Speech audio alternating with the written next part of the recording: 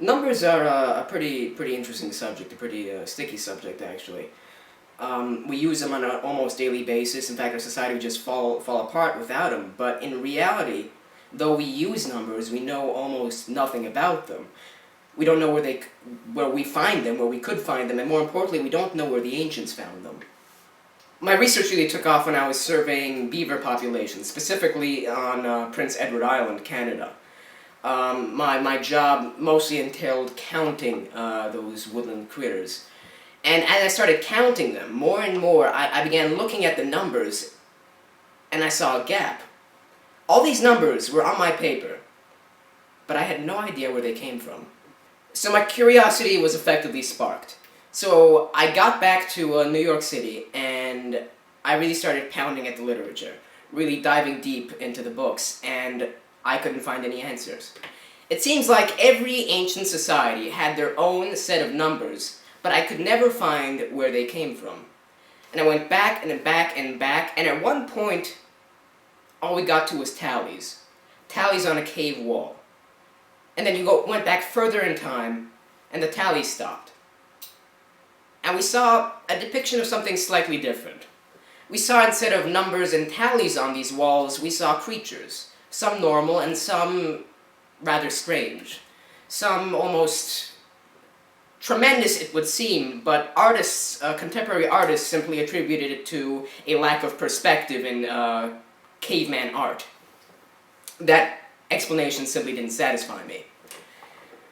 So it occurred to me that where the monsters ended, the numbers began. To me, this didn't seem like a coincidence. Let's flash forward to 1950. There's a new Japanese government, a new parliament, and they began to take a harsh anti-number stand, to the point where numbers are outlawed outright. And we know what happened there. Now we're using mostly binary on our computers. We're living in a more computerized world. And we seem to have lost our tradition of innovating number systems. It seems to me that because our number system has remained stagnant, something out there might be getting used to it. Something out there might be getting stronger.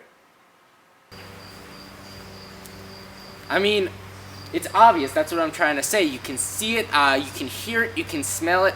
Heck, you can even taste it on the wind, and no disrespect to Mr. Warren, whose research has been fantastic and I've been following for the past few years, but he thinks these are new ideas, and what he just doesn't understand is folks around here that don't come from the city aren't fancy scientists. We've been knowing this has been coming for years. We have our feet to the ground, we got our ears to the ground, we even got our noses to the ground, and we've been knowing this has been coming for a long time. The problem is that no one takes us seriously.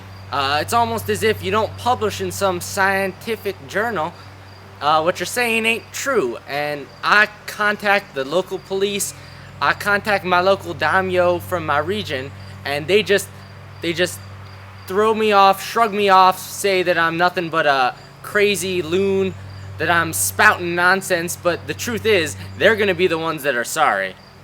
Well, people around here don't listen to my opinions, what I've got to say on the subject. They disregard me, call me, like I said before, they call me a crazy man, and that simply ain't true. You know, you can tell there's something in these here woods, and it's something big. Now, I've taken it upon myself to track it, take pictures of its droppings. I've been tracking its movement over the past few months, and let me tell you, it's something big. Now, I've shown people these pictures, and they write me off. They say it's nothing but a squirrel or a coon or a coyote, but let me tell you, these tracks, like the ones you see around here, they ain't from no coyote. Turns out that not only am I noticing something strange in the data, but the woodland people around Tokyo have been noticing something strange in their forests too. I've spoken to them on quite a few occasions, gathered their accounts, and I decided to take it to the highest authority in the land. I was on the phone with the Emperor the other day, and he just wouldn't have it.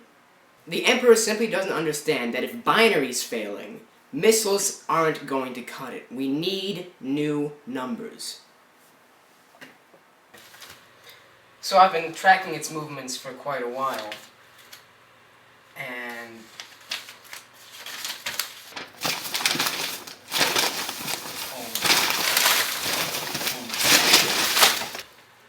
coming. It's coming tonight. Papa! I saw the monster! Papa! No, son, run! My God, what is that?